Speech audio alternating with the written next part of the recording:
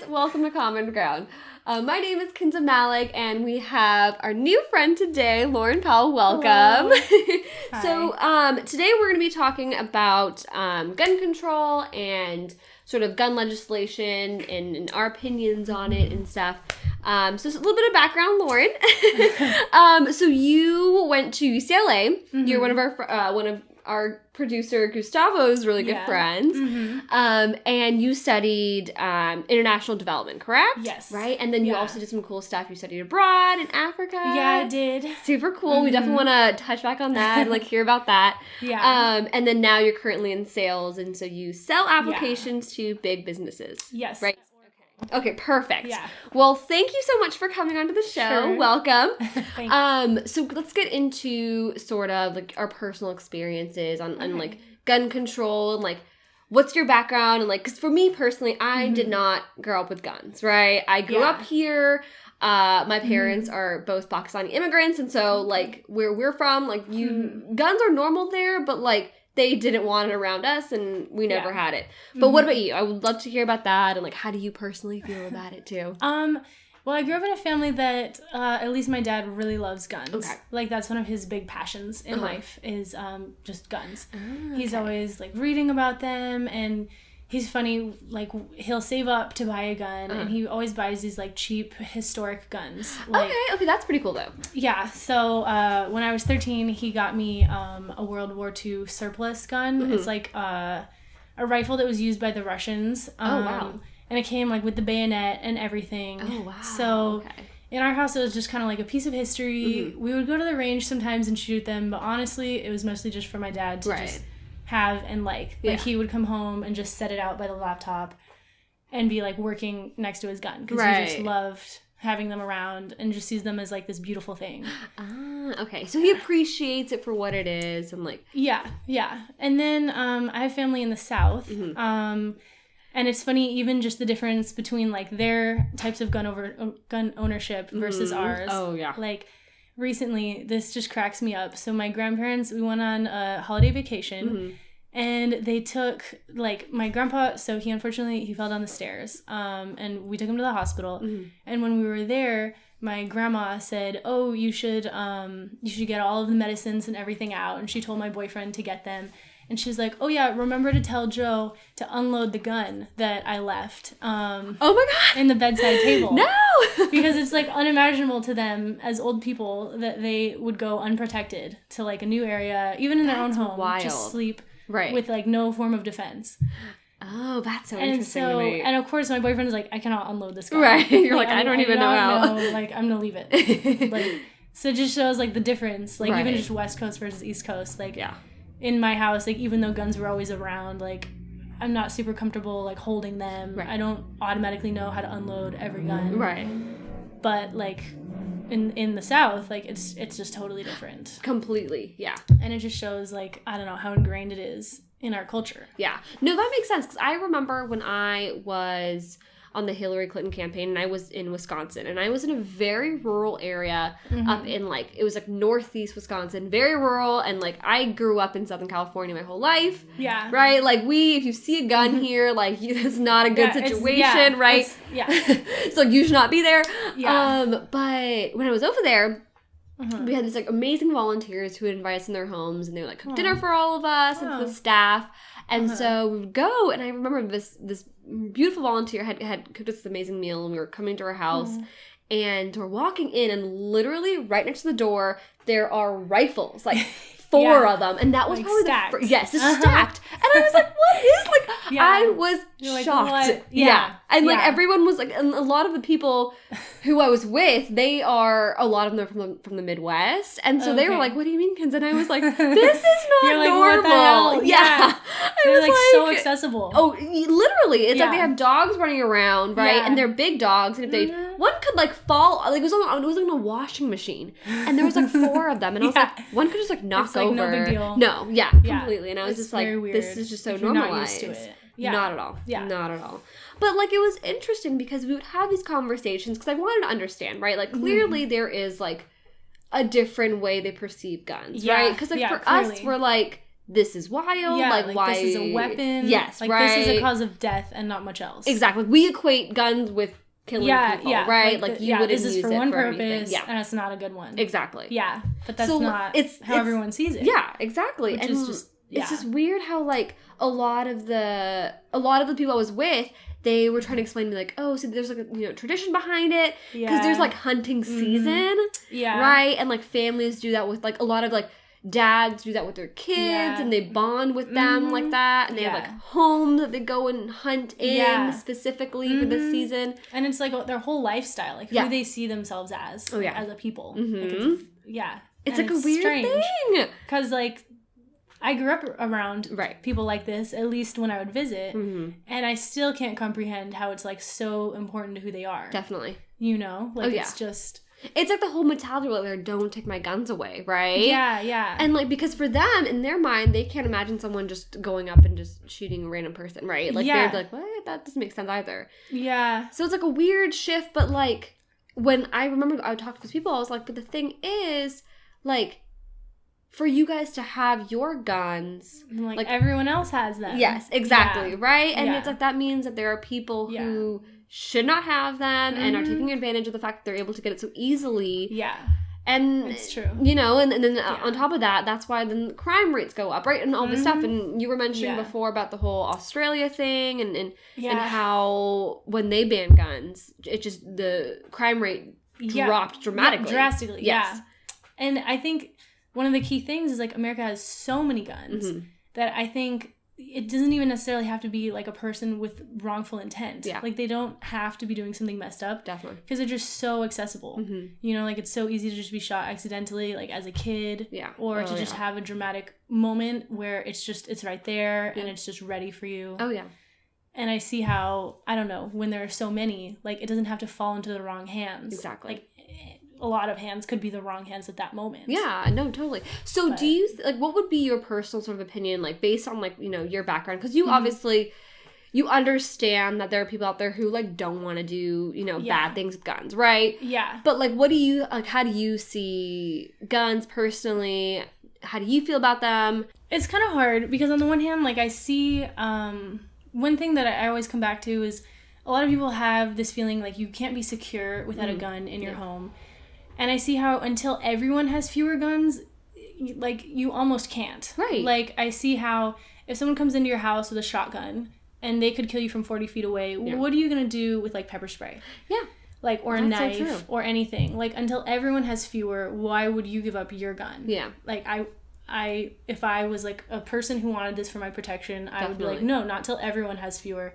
And I can be pretty certain that no one will come at me with a gun. Right. Then maybe I'll give up my gun. Right. So it's just kind of frustrating because, like, that's not going to happen. Like, overnight, everyone's not going to suddenly not have guns. Like, even in Australia, that didn't just suddenly, like, oh, they're all gone. Yeah. No one has any.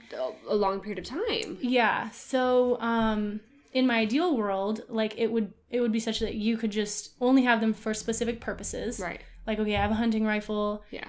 And it will only be used for hunting, and it's because I have a hunting license. Like, I'm not just a regular person who decided I need a gun for my own protection, which is the way it is in Australia. Like, you can still get one, but you have to have a reason. Like, you have to be like, okay, I'm taking care of, like, the pests on my farm. Like, I have to shoot at the animals. Right. Or, like, I'm a hunter. But, like, you can't just have one because you feel safer. Right. No. And that makes sense. So in my ideal world, like, everyone would be like that. But I don't think that America would ever agree to that. Right. Honestly, I don't think they would ever agree to it, even if it was suddenly able to be enacted on everybody. Yeah. But it definitely won't be enacted if they know it's going to be sloppy and slow, and there's still going to be some people with a gun while you don't have one. Yeah, no, that makes sense. And, like, a lot of the time, if you think about it, a lot of these people who you're asking to then just show, like, a reason why they need a gun, as soon as you require that, a lot of people will be like, you know what, I'm just not going to own a gun. You know what I mean? If you have to go through this lengthy process, I think so. It will then just decrease the amount of guns overall, right? Because some people are like, it's fine, I'm not going to go through it. And, like, let's say the whole idea of, like, even before we were talking this, like, the whole Australia, you know, what they did, right? And you were talking about the whole idea of if you get rid of guns, or, like, no, we were comparing the percentage crime that went down, right? Yeah. And how it was homicides, right? Yeah. That went down. Homicides and suicides. There we go. By guns. Yeah. All and it went was down. like, and even like non-violent crimes went down, and you were saying maybe it's just generally safer society. Yeah, and you were saying how before that you sometimes there's this argument that may be presented that people who say, oh, if they're not going to use a gun, they'll use something else, right? Yeah. But in that case, like it wasn't like that. Yeah. And so it's kind of like, if it's not readily available, it will just discourage people overall, true. Right? Because you think about, like, what are the other methods? Like, not even for suicide, but just, like, for a mass shooting, like, I guess a bomb. That's hard to make. Yeah. Like, not everyone's just going to go out and do that. Yeah. And then a knife. Yeah. And there are people who kill a lot of people using knives. But it's a lot harder. Yeah, and you can't kill as many people. Yeah. So it's maybe it'll help, right? Like it would probably help. I feel like if we're using that line of reasoning, that makes sense though. And it's like interesting because, you know, especially I think we were looking up statistics about, you know, women and how guns affect them as well. Yeah. And like there was a statistic I wrote down, and it was crazy. It was saying the presence of a gun in a domestic violence situation increases the risk of a woman being killed by 5 times. Wow. Which is insane, and it makes sense, right? Yeah, if you think about it. Easy. Yeah, it's like if there's a gun present, and if something has escalated so much that like that's very much a possibility that can be used against you. And that's kind of like the mentality I kind of use when like we talk about guns. It's like, okay, like you only escalate the situation more when there's a gun present, right? Like it's just always there. Yeah, exactly. It's like, true. Mixing then human emotions and then all of a sudden giving it another like an extreme catalyst and saying, hey, now you could actually like disarm a human being. That's terrifying to think about. And I think it kind of shows something about our society. Like, as Americans, we're willing to go so far to protect what we see as the American way. Yeah. Like, part of our natural rights and just, like, something that we see as, like, natural Americana. Like who we are as a people. Yeah. We see that. And then we see the suffering caused by this. Yeah. And we're still like, you know what, I'm going to choose this. Yeah, that's the weird thing, though. You know, I would rather have my way of life protected than know that there will be a decrease. Yeah. Even if it was like a slow decrease and not a dramatic one, you would think it would be enough. Yeah.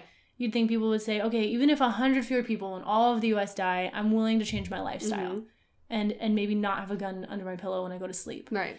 But I think it shows something about us as America. Like, we're not willing to consider that option. We're willing to have another Sandy Hook any day now. Yeah. Because it doesn't matter as long as we get to be American and have our way of life respected. You know, like, we'll take it at any cost almost. Totally. Like, when do you draw the line where your culture isn't worth it? Yeah.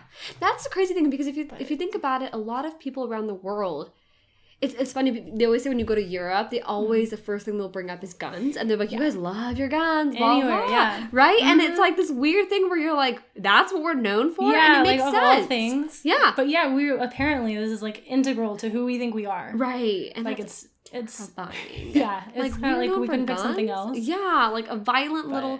Because that's like an interesting point that you brought up. I try to understand these people who are so like terrified of gun legislation and regulation and all this stuff, and I'm trying to understand where they come from, right? Yeah. It's like, okay, you clearly see the news, you clearly see these shootings that are happening. You have to know the negative effects. Yeah. And like how can you not imagine like the Pulse nightclub shooting? That was horrifying. When you hear about the stories of those victims, you're like, you could easily see yourself there, and you're like, I would be horrified and terrified if I knew anyone there. Yeah. And then to think their first response is like, okay, but we'll take that as long as you don't take my guns. Right. It's this weird thing where you're like, but that could be you know? Yeah. Like that could be your like maybe like your kid isn't into guns, right? But like God forbid, like, their child was there, right? Yeah, and, like, you don't know. It's, like, a horrible thing. It's like they can't put themselves in their shoes, or maybe they can and they're just okay with it. It's, like, this terrifying thing where, like, at a certain point, like, what do you think their mentality is? Like, what do you think is, like, allowing them, like, okay, like, this is enough? Like, we'll... Or do you think there is, like a threshold? Do you think they have a threshold? I think there's a threshold, but it would take a lot more to reach it. Really? And I think there's... One thing that, like, the NRA is smart. Yeah. Like, so they know maybe let's say another terrible shooting happens and everyone lobbies like, okay, we want this one thing. Right. We're not taking away your guns, but maybe we just want to limit automatics. Right. Like whatever.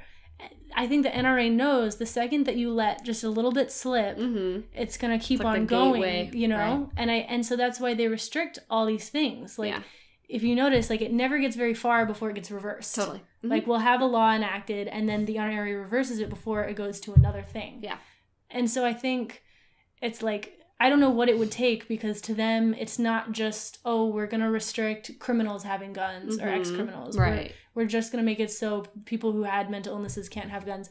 I think they see that once you add one regulation, it's so much easier to get the next and the next and the next. Right. And they're not willing to consider that, even if it means no more nightclub shootings. Yeah, that's the thing that's wild to me is the fact that, you know, like, they know, okay, yeah, when you ask someone, a reasonable person who is, you know, is a gun owner, and you say, well, do you think that we should at least have background checks? And they're like, yeah, I agree. Yeah. Right? And then when you talk to them, like, okay, well, do you think that someone who is on the no-fly list should have guns? And I was like, no, I don't think so. They're like, okay, but then why don't we get these things passed? Because then they also are smart enough to know, for some reason, that if those things get passed, then for some reason we'll it's like they have the slippery slope fallacy. Yeah, right? Exactly. No, then suddenly I'm never gonna have a gun. Yeah, even like, for hunting. Yeah, and you're like, okay, well, you know what? Like, that's the weird thing. It's like you guys are willing to trade lives. It's this weird. Like, there's a price. Budge. Yeah, there's like a price on a life for them, and that's the terrifying part where it's like, what is it gonna take, and like, what is the threshold to push? You know, even like. I have no idea. I mean, like, our legislators, right? Because, I mean, legislators, and we're going to go into this, you know, later on in our segment about how, you know, the NRA, you know, they have so much influence. They do. And so their influence then goes as far into, you know, these legislators' pockets. And they won't vote for it. Okay, so we did kind of, you know, I kind of understand your background and, like, where you're coming from. And I feel like we are very similar in, like, how we see things, right? Even though you come from a little bit of a different background with guns. Yeah, exactly. And that's kind of the cool thing, I think, you know? Yeah. For me, I always try to understand...